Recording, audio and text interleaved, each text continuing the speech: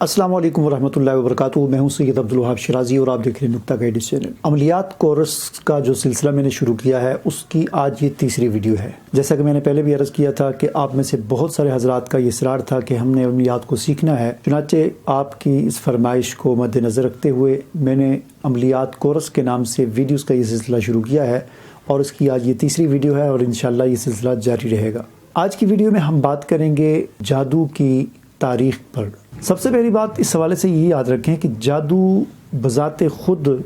یعنی کوئی ایسی چیز نہیں ہے. جادو اصل میں یعنی ایک اس چیز کو کہا جاتا ہے کہ جس کا سبب کوئی مخفی ہو. سحر اس چیز کو کہا جاتا ہے جس کا سبب مخفی ہوتا ہے، یعنی ایک کام ہوتا ہے، ایک کام ہو گیا یا کوئی کام ہوا، ہمیں نہیں پتا کہ کیوں ہوا، ٹھیک ہے نا، اس کا سبب مخفی ہے. تو ایسی چیزوں کو پر جادو بولا جاتا ہے، جادو کا لفظ بولا جاتا ہے. تو جادو اصل میں ہے کیا چیز؟ جادو اصل میں شیاطین اور جنات کے تصرفات کا نام کہہ لیں یا ان کے ذریعے سے جو کام کیا جاتا ہے اس کو جادو کہا جاتا ہے. عام طور پر یہ جادوگر جو ہوتے ہیں جو بھی کام کرتے ہیں جادو کے ذریعے، تو یہ دراصل شیاطین اور جنات کے ذریعے سے کرتے ہیں. تو چونکہ جنات ہم سے مخفی ہیں، ہمیں نظر نہیں آتے، تو اسی طرح جیسے جنات ہمیں نظر نہیں آتے اسی طرح ہمیں ان کے کام بھی نظر نہیں آتے. تو جادو کے ذریعے جنات کی مدد حاصل کر کے، شیاطین کی مدد حاصل کر کے کچھ کام کیے جاتے ہیں، تو ایسے کاموں کو جادو کہا جاتا ہے. اگر ہم جادو کی تاریخ اور ہسٹری کو دیکھتے ہیں تو ہمیں جادو کی جو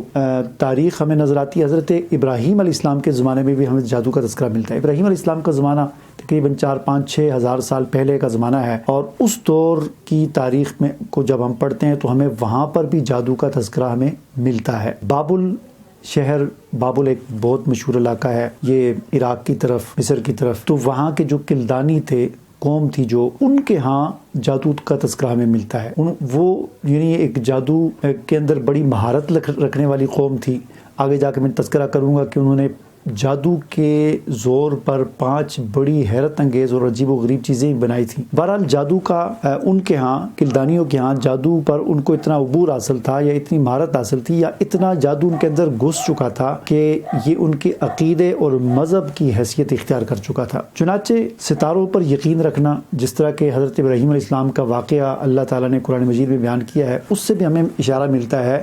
کہ وہ حضرت ابراہیم علیہ السلام کے زمانے کے جو لوگ تھے، وہ جو قوم تھی، وہ ستاروں پر یقین رکھتے تھے. ستاروں کے اثرات انسانی زندگی پر مرتب ہونے کا وہ عقیدہ رکھتے تھے کہ ستارے انسانی زندگی پر اثر انداز ہوتے ہیں. اور اسی طرح وہ منحوس، جس طرح ہوتا ہے نا نحوست کی گھڑی اور فلاں گھڑی، جس طرح عام طور پر آپ سنتے بھی ہوں گے، یا یہ عاملین سے اور جادوگروں سے، یا یہ جو تعویذ کے حوالے سے ان کی کتابوں کے اندر لکھا ہوتا ہے اس تعویذ کو آپ نے نحوست کی گھڑی میں لکھنا ہے اور اس تعویذ کو اس گھڑی میں لکھنا ہے. تو یہ گھڑیوں کا منحوس ہونا اور اچھا ہونا اور برا ہونا، یہ تصور وہ بابل کے کلدانیوں میں پایا جاتا تھا، اور وہیں سے یہ چلتے چلتے آج ان لوگوں کے اندر بھی پایا جاتا ہے جو اپنے آپ کو مسلمان کہتے ہیں اور عملیات کا کام کرتے ہیں. چنانچہ یہ تعویذ لکھتے ہیں، تعویذوں کے اندر انہوں نے اس قسم کی چیزیں بنائی ہوتی ہیں کہ سات منحوسہ اور فلاں سات اور یہ سات، اور اس سات میں اس تعویذ کو لکھنا ہے، اس سات میں اس تعویذ کو لکھنا ہے. تو یہ بابل کے جو کلدانی تھے، وہ جو قوم تھی، مشرک قوم، جو انہوں نے کچھ سات اور کچھ گھڑیاں یعنی کچھ ٹائم اور گھنٹے اس طرح کے مقرر کیے ہوتے تھے کہ جس میں وہ ستاروں کی پوجا بھی کیا کرتے تھے. اسی طرح وہ خاص ستاروں کے لیے خاص قسم کی خوشبوئیں بھی جلایا کرتے تھے. بخورات یعنی دھونی جسے کہا جاتا ہے، وہ خاص ستاروں کے لیے اور خاص وقت میں خاص قسم کی دھونیاں اور بخورات بھی جلایا کرتے تھے. اور یہ ان کی عبادت کے طریقے ہوتے تھے. ستاروں کی پوجا کرتے تھے، ستاروں کی انسانی زندگی پر اثر انداز ہونے کا وہ عقیدہ رکھتے تھے. چنانچہ آج کے دور میں بھی نجومی، عاملین اور جادوگر جو لوگ ہیں، عملیات کا کام کرنے والے،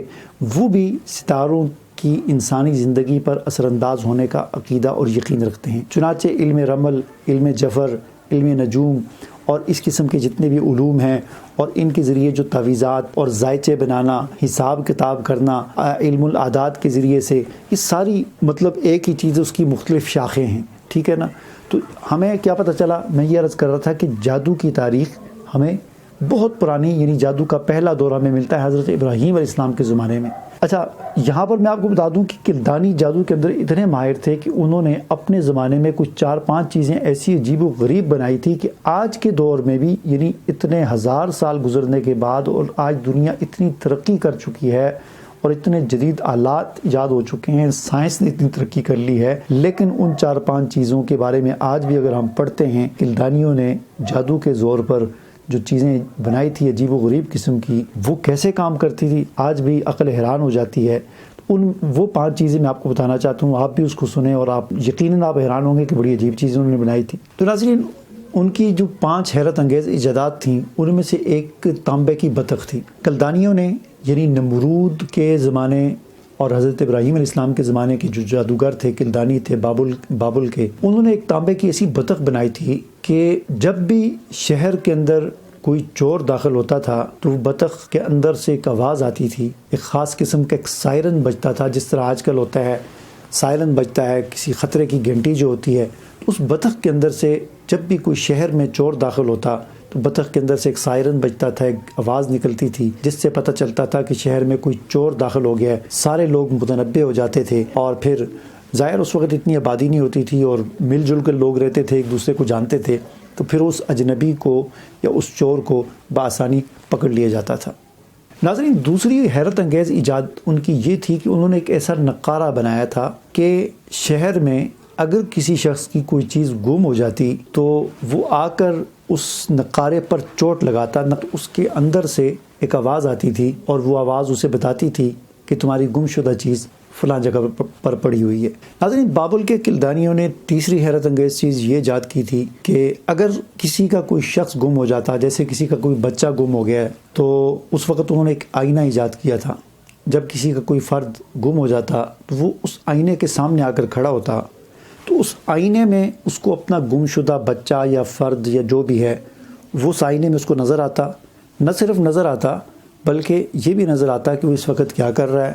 کہاں بیٹھا ہوا ہے، کس علاقے میں ہے،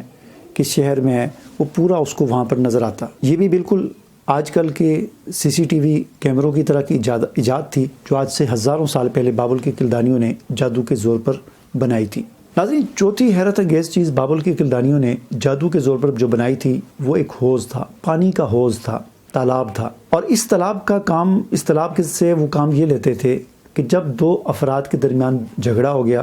تو جس طرح 2 افراد عدالت میں جاتے ہیں اور جج صاحب جو ہیں دونوں کے دلائل سننے کے بعد فیصلہ سناتے ہیں، انہوں نے ایک تالاب بنایا تھا، اور اس تالاب کے اندر کمال یہ تھا کہ جب 2 آدمی آپس میں لڑتے ہوئے وہاں پر آتے تو ان دونوں کو اس تالاب میں پھینک دیا جاتا۔ جو آدمی حق پر ہوتا، پانی، اس تالاب کا پانی اس کی ناف سے نیچے رہتا، ناف سے اوپر نہیں آتا تھا، اور جو آدمی حق پر نہیں ہوتا تھا، ناحق ہوتا تھا، تو پانی، اس تالاب کا پانی اس کو ڈبو لیتا تھا اور اس کے سر سے اوپر چلا جاتا تھا۔ اور تیسری عجیب بات اس تالاب کے اندر یہ تھی کہ جو آدمی ناحق ہے، یعنی غلط راستے پر ہے، غلط دعویٰ کر کے آیا ہوا ہے، تو پانی جب اس کے سر سے اوپر جانے لگتا، اس وقت اگر وہ کہہ دیتا ٹھیک ہے